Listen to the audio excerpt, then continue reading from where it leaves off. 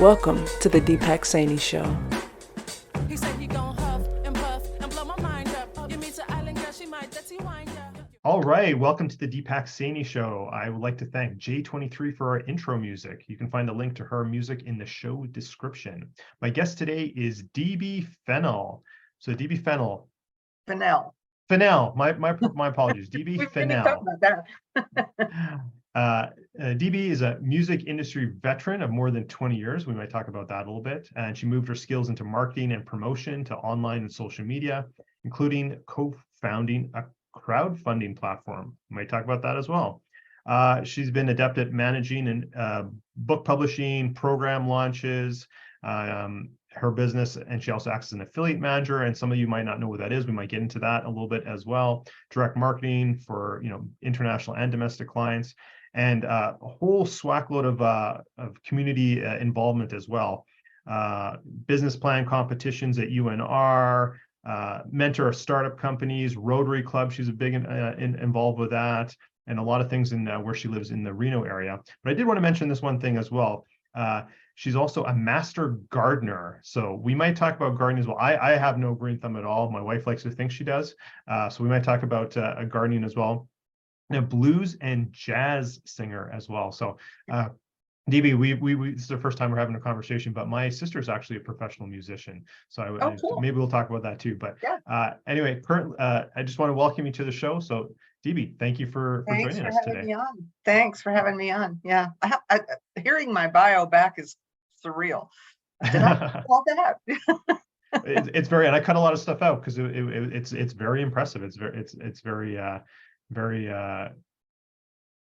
in depth for sure. So I like to start off asking people, quite a few people on the show, they're into their second or even their third career or business or what have you. And I always find it's a really interesting, even for myself, my own story, which we won't get into, but how people got to where they're at. So I like my first question to be like, how did you get into doing what you're doing, or at least the latest iteration of it? So I've had so many careers. I started out as a blackjack dealer, ski bum here in Reno, by the way. But I got into what I'm doing because when I moved back from Nashville after having been the vice president of a record label, started out as a journalist. I did my marketing skills did not translate into the regular population of businesses here, and there's not a big music business here. So my family owns a really large real estate company, so I started working for them for several years, and I got into I worked at an incubator for startups, and so that's how I got into the university crowd and the entrepreneurs endeavors here. And Reno is booming, so it's a fun place to be.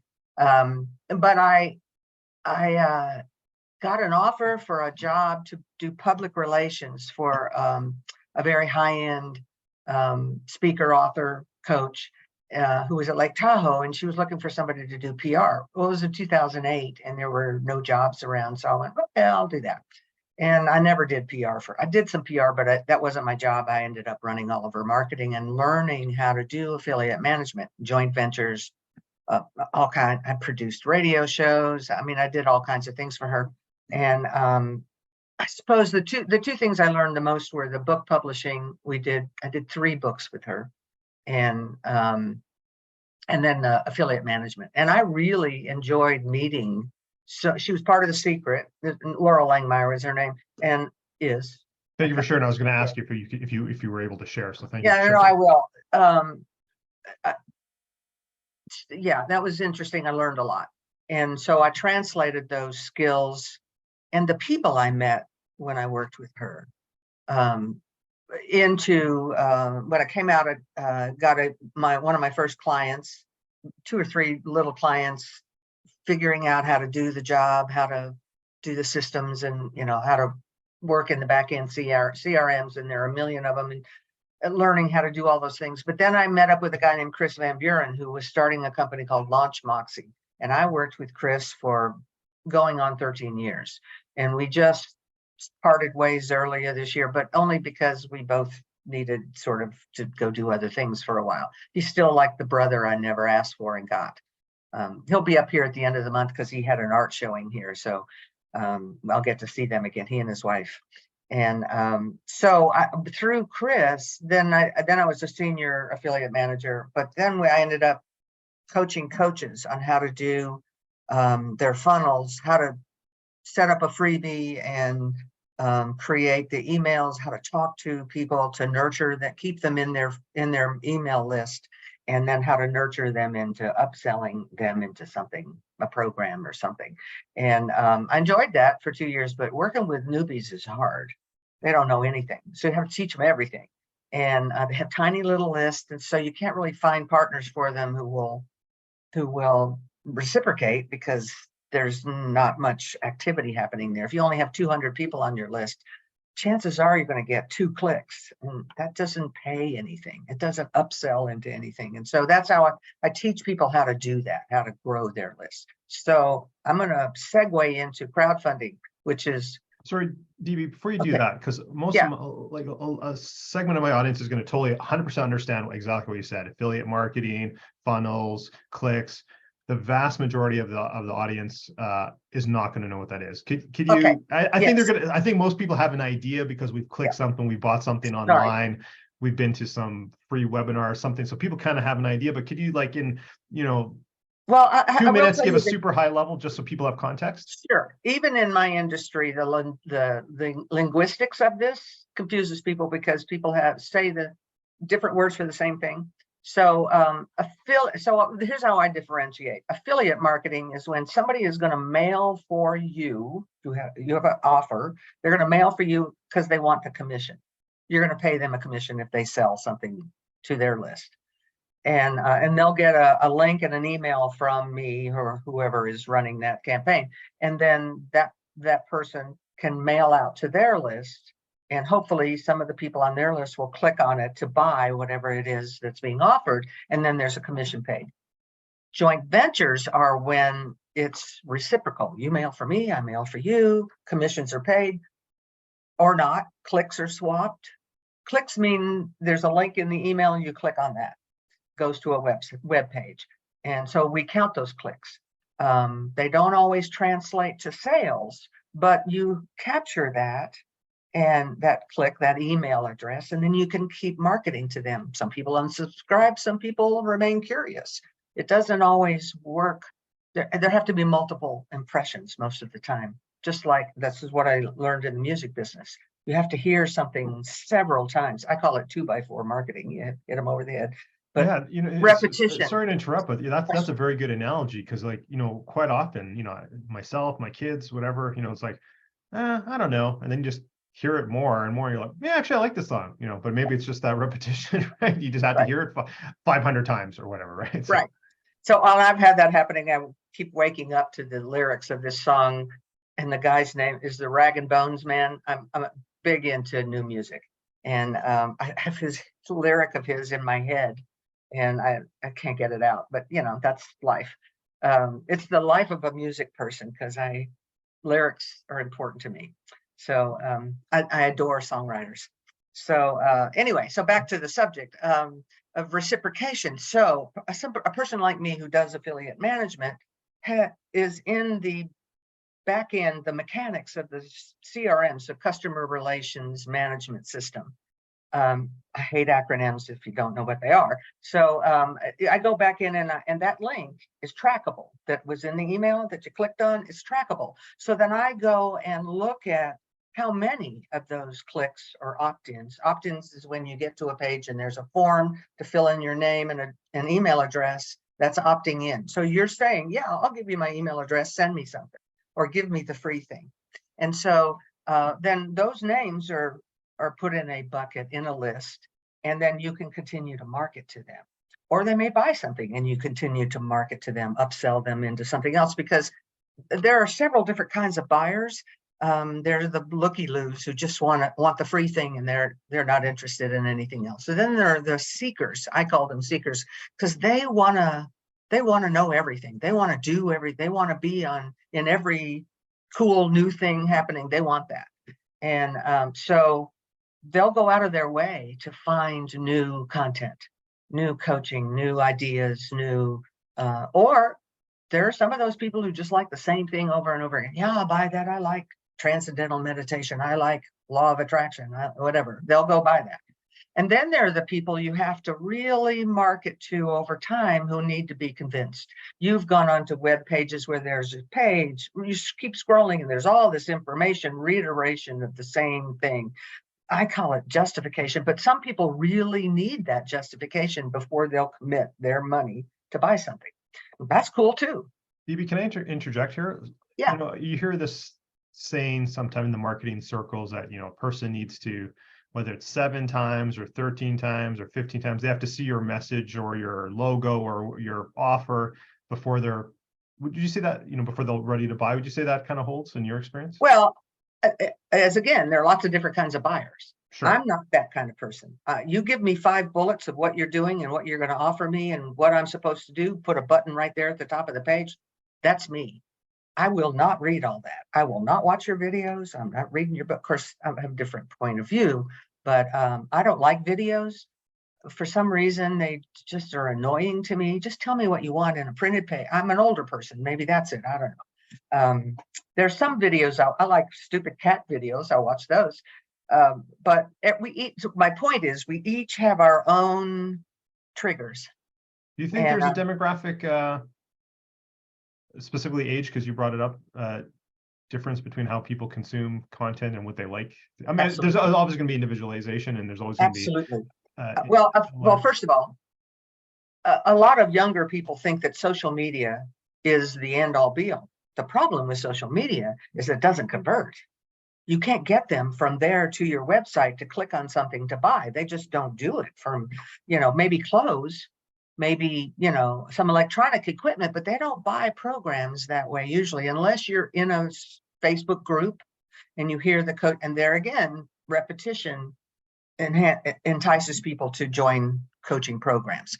But email 20-to-1 works better than social. So I always explain to my client, my first question to a client that I'm going to onboard is, how big is your mailing list? And what are your goals here? So some people don't want to have to reciprocate. They don't want to dilute their list, which I don't agree with, but if that's what they want, that's a harder sell. So I think that's a good segue to, and the next question I wanted to ask you anyway was like, how does one, and I'll just, let me take a step back. You know, I think whether you're, you know, someone in the coaching business like myself, or you have some sort of physical product to sell, or you're a service, you know, even a professional service, I think this is an important question. If you want to grow your business, it doesn't matter where you're at. So what is some of the, you know, maybe top 2, top 3 best ways for people to grow their email lists? Well, first, certainly to do joint venture marketing. Certainly that's the way to do it. Finding people who will mail for you is the hard part. That's why people hire me. Because I have 1,000 people on my list that I can call, other affiliates, who are, some of them are really high end, and you're never going to play with them until you get your list in the 50, 60,000 range. But there's a whole tier of people from 5 to 20,000 that play with each other. That's really lucrative. So the reason you want to mail for somebody else and have them mail for you is because it grows your list. People click on, from that list, click on your link, and you capture that name. So that grows your list. And some people do big launches, program launches, and get a whole bunch of people to mail for them. There's some sticky points in there. If you overcommit yourself to reciprocation, you got to mail all those times to your list, and that's fatigue for your people on your list. So you have to have somebody like me around that spaces that calendars properly, so you're not beating your list up. You also have to say to your list, I'm going to be sending you some offers. Like them or don't, it doesn't matter, but I'm going to be sending you some offers, and I just want you to know that these are people that I have vetted and that we like. They're reputable. I had a guy yesterday contact me through, I don't know, one of the directories I belong to, and he had all these huge numbers of what he could deliver, and you know, blah blah blah. It turns out he had 2 web pages he sent me that were incendiary fear-mongering survival kits or whatever. I just wrote back and said, yeah, thanks, but no thanks. This is not something I'm interested in. I do body, mind, spirit, personal development. And he was very offended, but you know, not my problem. get over yourself, go find another client. Yeah. And so it's a balance there of how much you mail to your list, but trying to grow without it, you can't depend on social media to grow your list. Although I do see some success on Pinterest. If you post something on Pinterest with your link there, there's a lot of activity there, which is really interesting. I've heard that as well. I've heard that as well about Pinterest. I wanted to circle back to, because again, the audience is quite broad here. So I know a lot of people in professional services, financial services. I want to let people know I don't think that this can't work for you. You have a service, you have something to offer. Maybe it's a workshop, maybe it's your 10 top tax strategies or whatever the case may be. You can figure out for yourself. You can still do this model, I believe, and I'd love to hear your thoughts. It's not just for coaches and people who have in the health and wellness space or business business coaching or something like that. I think professional services can also utilize this if done properly. Yeah, absolutely. Half of what I do is for professional services. And again, I'm going to say there are at least 4 types of buyers. So when you're writing copy or when you're building a web page or when you're making an offer, you have to consider a sort of broad base of what's going to appeal to all those people. The more you niche what you're talking about, what you're coaching, what you're offering, what your program is, the fewer people you're going to put in your funnel. We talk about funnels all the time, and it's really simple. It's a series of emails that leads people to click the button. That's my job, is to get them to click the button. So the copy has to be good, and what you're offering has to appeal to that group of people. So if I'm representing a client, I have a client right now who sells singing bowls, and she trains people to be certified singing bowl people. It's very cool. I kind of really love it. And but I'm not going to hook her up with somebody who does tax problems, solves or business systems. They don't really. I mean, she would understand it, but it's not this. It's apples and oranges. It's got to make sense. It's got to make sense. Again, I'd love to hear your take on this. I don't believe it has to be like 90% overlap or anything like that, but there has to be something. It has to somehow touch and make sense to some degree. But your example you just gave there, that probably doesn't make sense. Well, because it's probably, I mean, people are not one thing.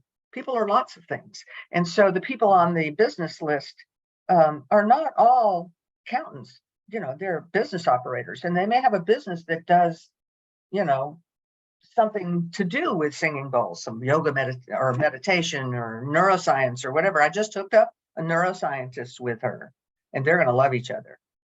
They're already excited. So, you have to, part of that is experience, knowing who's going to respond. But the other thing is, there's just common sense. Who's on their list? And I ask those questions when I go to look for affiliates. Who's on your list? What do they buy? And so affiliate managers like me because I will think out of the box. One of the things I am grappling with, I was going to say opposed to, but what I'm grappling with is automation of these things. I don't think you can automate intellectual content. Are you referring to like AI generation and stuff? I have 3 different AI programs I use. I use Bing, I use Bard, that's a beta. And Bard gets more interesting. That's Google all the time. And then OpenAI, ChatGPT. I've had it write 5 contracts, 1 for affiliates, all the different permutations of how those agreements go together. And I do them in the form of MOUs. They're less constrictive than other contracts. I find that it's off-putting if you present somebody with a heavy-duty contract, and it's not that serious. But I've had it write copy. I ask it gardening questions. I am fascinated. Bing sends me, that's Microsoft, sends me quizzes every day about world things. And that's I'm a puzzle person, so I kind of like that. So I use them, those AI programs, I use them, but I will double check the info. An educator said to me, or I said to them, what are you going to do about this with kids relying on AI? And she said, pop quiz. So there's always another side to that. I mean, you see the developers of AI raising alarms right now. So Oh, absolutely. there'll be a lot of things that happen going forward. So am I going to jump in and put all my, potatoes in that basket? Nope. Or is it eggs? It's probably eggs in that basket. Eggs are healthier than potatoes. Eggs are healthier, especially when you have fresh eggs. So, a little bit of skepticism with my optimism. I'm a naturally optimistic person, and I'm curious, which is how I figure out all these CRMs, all these systems, all these backends. I figure them out because I just go start punching buttons. Oh, look at that. What does that do? Sometimes you just got to play. You just got to play. Yeah, just got to play. But some people are very intimidated by that, and they can't learn. So, as again, takes all kinds of people. You don't ever know what somebody's story is, and that gets back to judgment. When people don't want to do something, okay, whatever. Their story may be some big point in there that they don't want to do that. So that's more on a personal level. I have to remind my friends all the time that you don't know what's going on in their life. Please don't stop judging. And I feel too. I don't want to go down this path necessarily because we could spend an hour talking this, but I think it's like. One, it's kind of two sides of the same coin. It's like, yeah, you don't know what's going on. You're not walking a mile in somebody else's shoes, but at the same time, I don't think we're having good communication. We're not having good conversations anymore either. Right. I know. I certainly see that in my sphere for sure. My girlfriends in their chats on we all have iPhones on the Messenger. They don't read them again. They don't edit. So sometimes I just write back and say, I have no idea what you just said. I do that too. I'm like, what? Yeah. I mean, you mean this or this? And punctuation matters. And, so it is what it is. The world is changing. My Aunt Nancy is 96 and she sends me memes. I have another lady who weeds for me. We'll get to the gardening in a minute, but she's in her 80s and my Aunt Nancy's is 96, and they send me memes and they text me and pictures go back and forth, and I'm so impressed with them for figuring it out. And that's awesome. Yeah, I want to ask one more sort of kind of, let's call it strategic question before you get to the gardening. And I think it goes back to what I said earlier. This is not necessarily this is for everyone. It's not just for coaches or people who are doing joint ventures or affiliate marketing. I think it's for people who have like professional services or products, or whatever. But how important is it for people to like really truly understand their audience, so their customers, however you want to word it? There are a lot of thoughts on this. You can make some assumptions because they clicked on your offer and now they're on your list. On the other hand, it doesn't hurt to in one of your emails, ask questions and give them bullets to answer. If and sometimes those surveys are done in the way of, tell me what you want. Do you want this? Do you want this? Do you want this? And then people are pretty vocal. And so they will tell you. Those are, kind of cumbersome to do, any survey, but you can use SurveyMonkey and it'll do it for you. You can ask OpenAI to do it and it'll do it for you.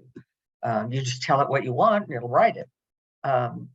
So asking, I think that asking is really important. I also, on this same bent here, apologizing, even if it's not your fault, is probably the best tool I have in my arsenal. Stuff gets messed up all the time, misunderstandings, bad links, pages don't work, whatever. And I just apologize. I just call up and say, I'm sorry. Or I email them, I'm sorry. I don't know what happened here. I'm trying to figure it out. I'm not into placing blame, but let's fix this and move on. Yeah, in the same vein, I love that you said that. And I think also, it's maybe the same thing. Maybe it's a little bit viewed different, but also taking responsibility. And I'll just give two examples really quick. My last launch that I had, we had some tech issues. It messed up, and it's like, yeah, I had people working on it for me, but ultimately I'm the owner of the business. It's my name on the door, so I got to take responsibility. And then even if I go back, and this is going to resonate with a lot of people and on my audience and our listeners as well, is when I worked corporately and I was in management position, yeah, my employee like messed up, but I'm the supervisor, I'm the manager, right? So ultimately I got to report up. So I never threw anyone under the bus. Like, oh, I Bob, it's had like, to. well, maybe this is what happened and maybe Bob's name comes up, but ultimately I didn't check it. I didn't catch the Right. mistake. It's my responsibility. It's our department's responsibility. And I think that's what I don't know. Maybe I'm old school. I believe that's how we should act, right? That's how people Absolutely should the act. way. There are a lot of people in the world who just deny, deny, deny, deny. They're just going to deny regardless. And that's how they've been trained to deal with everything. A lot of corporations operate that way. But the people who impress us are the people who say, this happened, my watch, sorry, I'm fixing it. I think it's a really powerful tool. And sometimes the relationships are irreparable. Then you just move on. There are lots of people in the world doing business. If you get hung up on that one thing, the rest of what you're doing gets neglected. And so if you get myopic about an issue, you're not doing your job. You've got to keep moving. And I have to cover a lot of ground. Like last week, I sent out emails to 150 people and individual emails. That takes a lot of work. And I don't use programs that replicate. I don't do that because there's a personal message for the beginning and the end of each email. That takes a lot of work. Yeah, But I've been there. That's time consuming. it's a lot of work. But people know that I've personalized that email for them. And they're so pleased that I would take the time to do that. As well as they are pleased when I apologize for something that gets messed up. Sometimes it's out of my control. A client agrees to reciprocate and then decides they don't want to. They don't like the offer, whatever the reason is. I have to go back to that other affiliate manager and say, I'm sorry, there's nothing I can do about this. I've worked and they're not going to reciprocate. And and what I say to those people is, I'll find a way to make this up to you. I'll go find somebody who will mail for you, just to make it up to you. And they're cool. Most of the people I do business with have been doing this a long time. Affiliate managers have been doing this a long time. And so they understand this stuff happens. I mean, I still remember people who stiffed me for 2,000 or 3,000 clicks and just, never, oh yeah, mail for me and I'll mail for you. And they never did. So that leaves a bad taste in your mouth. So you just don't do business with them again. And they come knocking on your door and I'll say, well, remember these 2,000 clicks you owe me? You pay me those, maybe we'll do business. And it's hardly ever works. Yeah. But I have a story and I love to pick your brain, but I'll leave that for offline because I want to okay. be respectful of both of our times here. And Yeah. I do want to get to the gardening, and then I have a couple other questions for you as well. So Okay. master gardener. So like I mentioned earlier, I just dig the holes and I haul stuff out. That's my job. My wife likes to think she has a green thumb. It's probably partly the climate where we live, where we have a very short growing season. But Where are you? what does master gardener mean to you? I live west of Calgary, Alberta. Ah, The foothills of the Rockies. So we have a very it just started getting warm now here, like June. I mean, we did have an unseasonably warm winter, but snow just disappeared like a month ago, 6 we weeks got it ago. all. We had 60 feet of snow here. Wow, that's a lot. Yeah, That's a in the lot. mountain. I'm in the high Sierras, and Mhm. it's raining now. It's raining every afternoon. We're in that atmospheric river, so I stupidly irrigated yesterday and rained. But I think that the term green thumb is a big misnomer. It's all about education. If you know how to do what you're doing, you don't kill stuff. It's pretty simple. And so I got my master gardener. My mother had an herb farm cooking school, and I come from a long line of excellent women gardeners in my family. And my mother was a walking botanical encyclopedia. She was a terrible gardener, but she knew. And she had a cooking school, so to use the herbs, so it was really fun. But I got my master gardener certification. You actually go to school for this. Through the agricultural extension, and I was in Nashville, Tennessee. And so now I'm in the very different climate. I'm in the high deserts. Gardening here is challenging because we have vast ranges of temperature every day. And so it's 64 degrees right now and partly cloudy, but by this afternoon, it could be 80 degrees, and that's where the thunderstorms are coming from that we're getting right now. So I garden wherever I go. It's my therapy. It's so I don't become a serial killer, really. My neighbor's really happy about that. And I grow, I try to show people what can grow here. And I grow herbs and perennials. I don't, a few annuals here and there, but I don't do vegetables.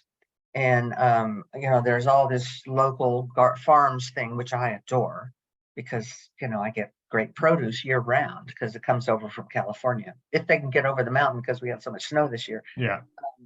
But I am fascinated by botany and entomology. The bugs are fascinating to me, and the symbiotic relationship they have with the plants is fascinating to me. And so the whole cycle of my best friends here are horticulturists, by the way, and we have these very nerdy, geeky conversations about things. So this has sort of moved me into 9 years, going on 10 years now. I started. There's a river walk downtown Reno, just got selected to one of the top 15 in the country. And my Rotary partnered with the city and built a sculpture park for our 100th anniversary. Our club's very old. And I had already started weeding along this Riverside Drive, these public spaces. And then my Rotary said, well, why don't you just roll your project into our big project? And so we built the sidewalks and the pedestals, and the city bought the art. And so now, 9 years later, our club has spent over $200,000, and we've put in 60,000 plants and 25,000 tulips and daffodils and crocus and alliums and all this stuff. And so now, and there's a nonprofit called Keep Truckee Meadows Beautiful. Truckee is our river. And so the three entities work together, big work days twice a year, a planting day for the city to do annuals. And we all work together on the irrigation issues. Irrigation is very key here, water. We don't have the Vegas, Los Angeles issues with water. We're an enclosed water system here, which we're very happy about.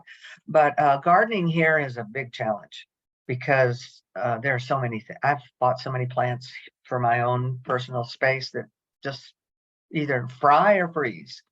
And so, it's a learning process. So my house, I live in a townhouse. My house becomes this sort of gardening center for people. Well, I grow a lot of experimental things and then take it down to the Riverside Gardens. And by the way, this is 2.5 blocks of river street. Thank you for asking. That was going to be my next question. How big is this stretch you're talking about? Okay. It's another block worth of gardens in the park.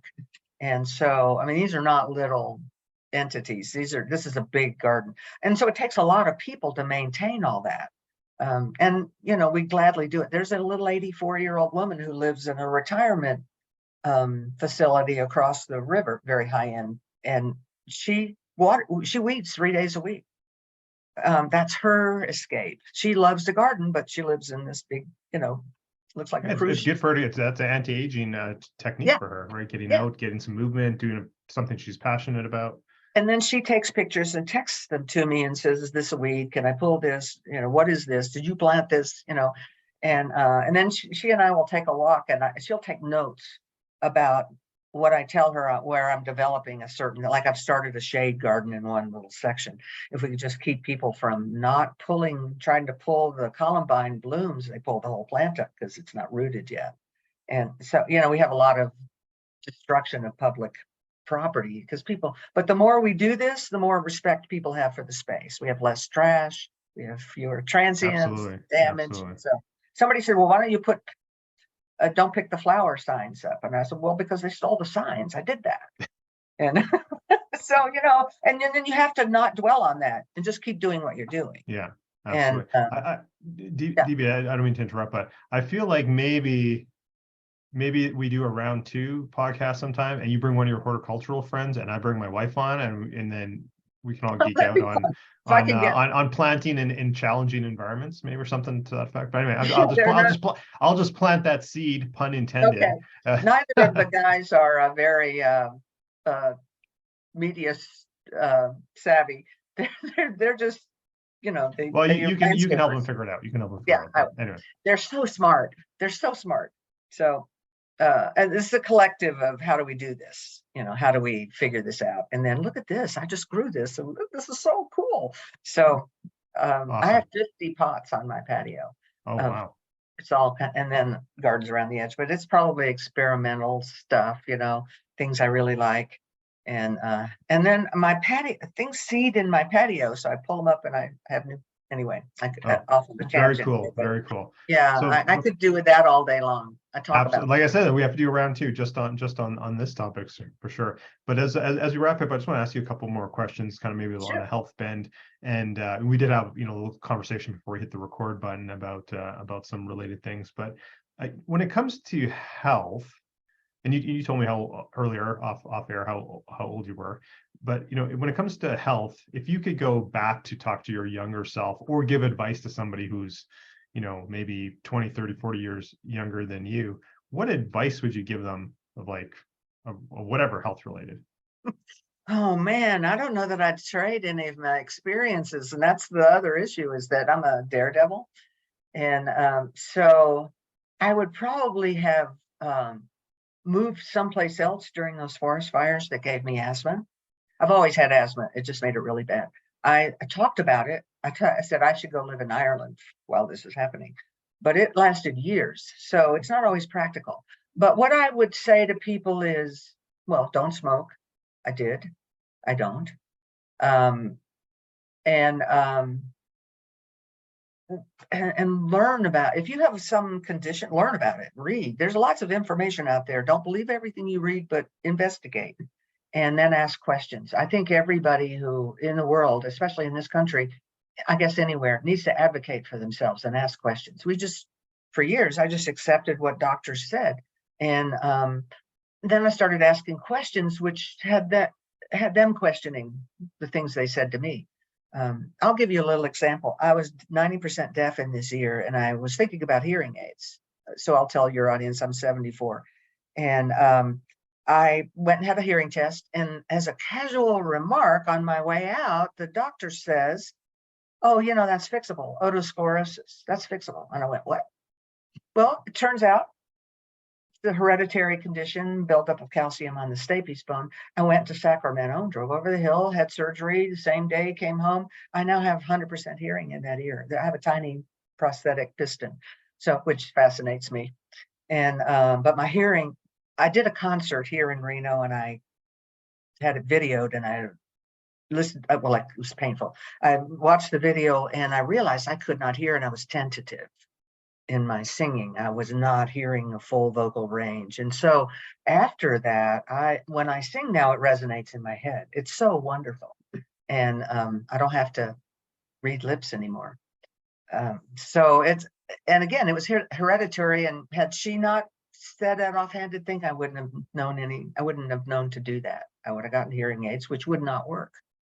So I think you said three key things that I really want to just hit home for the audience. So when it comes to your health, you have to be an advocate for yourself, and tied to that is, I think you have to need to educate yourself. And yes, there's a lot of BS out there. You got to find good sources, find, experts. Maybe it's a coach like myself, maybe it's somebody else, somebody you trust, whatever the case may be.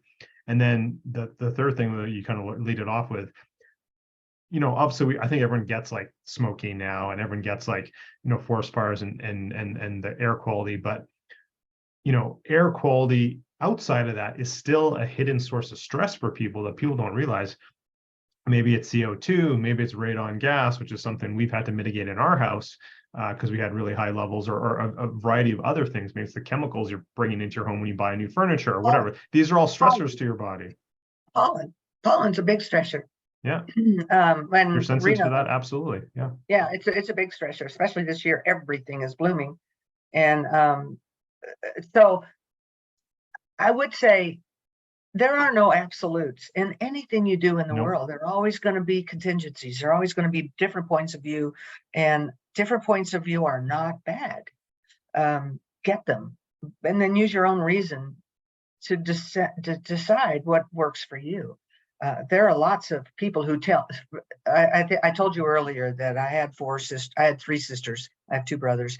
All three of my sisters died in their mid-60s of cancer, all different cancers. And I don't have any of those BRCAs. But everybody and his brother wants to give me advice on how to deal with cancer. I don't have cancer. And how I should live my life to be cancer-free. I can't live with that target on my back all the time.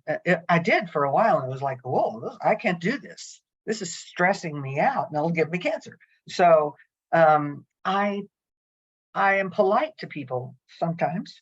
I think in this world, and we're very global now, people give too much unsolicited advice. And I will say that to people. I didn't ask for your advice about this. I'm well educated about the problems with cancer. I've watched 3 sisters die. Get it. I watched my dad die. Yeah, I got it.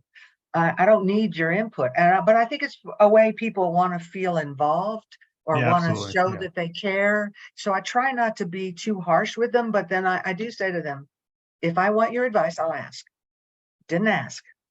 And And people want to, if they're interested, they are going to seek the information, whatever that may be, right? Right. But if I didn't ask you, please don't pile it on me. Yeah. And so, but I'm kind of a recalcitrant. I just don't like following everybody's rules. I think I have to follow my own rules. And I'm kind of a curmudgeonly old woman now. I've been single for 37 years. Marriage was not my deal. But I was in the music business for a long time, which is really hard on women. And I was an executive. I was a vice president of a record label for national promotion, and got paid a third of what men got paid. I got passed over for promotions, got fired from a job for being a woman. And that was shocking to the industry. It was shocking, and it actually made them change their ways. I've had in the past a quick temper about things like that. I'm a feminist, and I have a temper about things like that because it's an entitlement. It's that people put upon somebody else. Men put on women.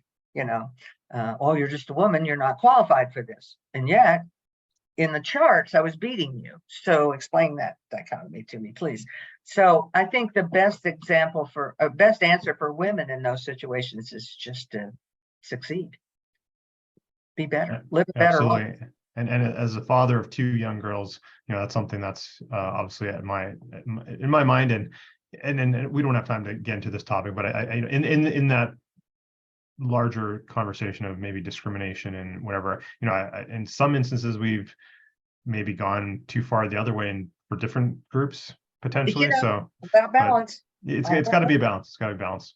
I had a client throw me under the bus to a really high end affiliate one time, and I said, "Don't do that again. You do that again, I'm quitting.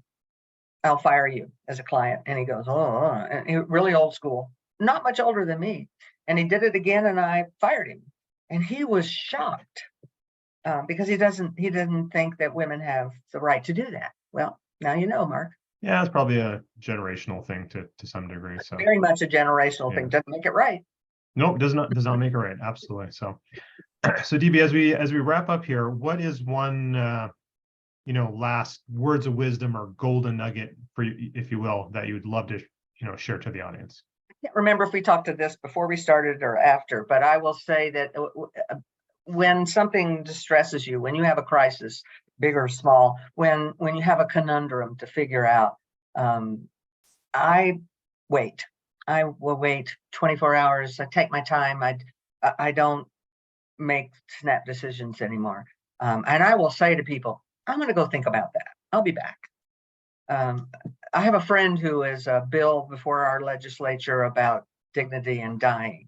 And that's whether you have the right to decide to die. And I said to her, I can't get behind that. My religion is keeping me from jumping in on that. And I understand her reasons, respect them, think she's fabulous. And the cool thing about our friendship is that she has no question whatsoever. None. I don't go to funerals. People don't understand that. It's not my thing. I just won't go to, when I die, I'm going to be cremated or donate my body to science. We're done. Say a prayer. That's for you, not for me.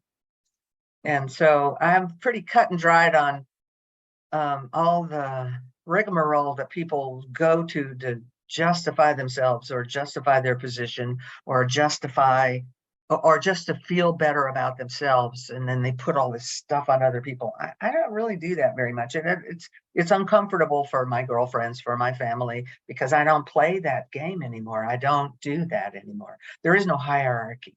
It is how Well, I think it's important for us. We got to be true to ourselves. right. We gotta be true to Well, and ourselves. kindness underneath everything should rule. So I have to remind myself of that, because I tend to be pretty direct, and some people don't accept that very well. They think that I'm just being mean. No, I'm just telling you how I feel. But I've had to learn to maybe not say anything. Just, you don't have to say everything you know. You don't have to say everything you feel. Just, wait a minute, think about it, walk away from it. It's a whole lot easier. And I know people have heard this a lot, but it was a hard lesson for me to learn, to just put that down, think about something else for a while. And then, if it's worth solving, then figure it out. Yeah, I love that advice. I think everyone can benefit from that. I know myself, that's certainly helpful for me. And sometimes you get better results or better answers come to you when you take a moment to think about it. I mean, I meditate. That's part of my daily routine. And sometimes those answers come to me when I'm meditating. That's not necessarily for everyone, but certainly just take your time. Yeah. 24 hours, overnight, what have you. That's my meditation. I sing or I garden. Yeah, there's a moving meditation, musical meditation. Absolutely. And my girlfriends and I walk. Yeah, and they are kind of girlfriend sessions. We talk, we solve the problems of the world. But walking is fabulous. It's just fabulous. More people need to walk, and people need to walk more, in my opinion. But we can say that for another time. All right. Yeah. We can. So, Debe, is there a link or anything that you'd like to share for people if they want to connect with you? Maybe they're in the space that they wanted to hire you as an affiliate manager, or they just want to learn about gardening in Reno or music or anything like that. Well, I could put my email in the chat if people want to pick that up. Well, we'll put it. You send it to me. I have that. We'll put it in the description, and that'll work. And that's really. I don't have a website. I don't have a program I'm selling. I do. I'm always looking for new clients for affiliate management. Startups usually can't afford me, so if you have 200 people on your list, probably not ready for me unless you have piles of money. But I also not as expensive as a lot of the big teams, so if you want to get in touch with me, talk about gardening, fine, or affiliate management, or I'll put DB's email in the description of for this episode. So DB, again, thank you for being a guest today. Really appreciate your time and effort. I'm going to throw it back to J23 to guide us out with some music, and thanks for listening to the Deepak Saini Show. Exceptional results for the exceptional you. Podcast produced by the Minted Green Company,